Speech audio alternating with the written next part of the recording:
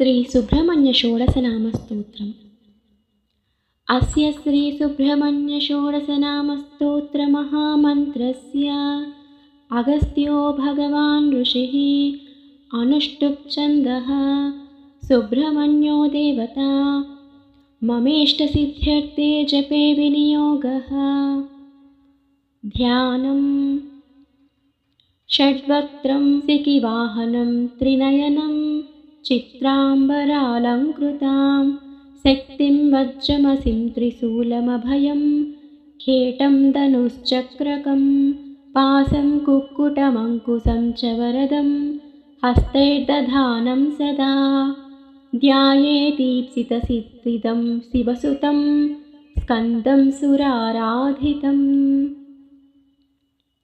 प्रथमो ज्ञानशक्त्यात्मा द्वितीयस्कन्द एव च अग्निगर्भस्तृतीयस्तु बाहुलेयश्चतुर्थकः गाङ्गेयः पञ्चमः प्रोक्तः षष्ठः शरवणोद्भवः सप्तमः कार्तिकेयश्च कुमारश्चाष्टमस्तथा नवमः षण्मुखः प्रोक्तः तारकारिः स्मृतो दश एकादशश्च सेनानीः गुहो द्वादश एव च त्रयोदशो ब्रह्मचारी शिवतेजश्चतुर्दशः क्रौञ्चधारी पञ्चदशः षोडशः सिकिवाहनः।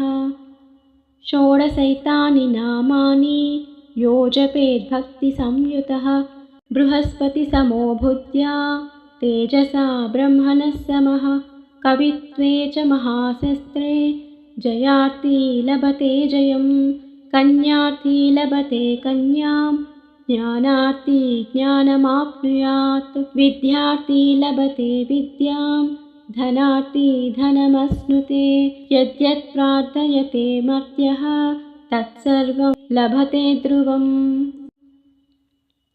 प्रथमो ज्ञानशक्त्यात्मा द्वितीयस्कन्द एव च अग्निगर्भस्तृतीयस्तु बाहुलेयश्चतुर्थकः गाङ्गेयः पञ्चमः प्रोक्तः षष्ठः शरवणोद्भवः सप्तमः कार्तिकेयश्च कुमारश्चाष्टमस्तथा नवमः षण्मुखः प्रोक्तः तारकारिः स्मृतो दश एकादशश्च सेनानीः गुहो द्वादश एव च त्रयोदशो ब्रह्मचारी शिवतेजश्चतुर्दशः क्रौञ्चधारी पञ्चदशः षोडशः सिकिवाहनः।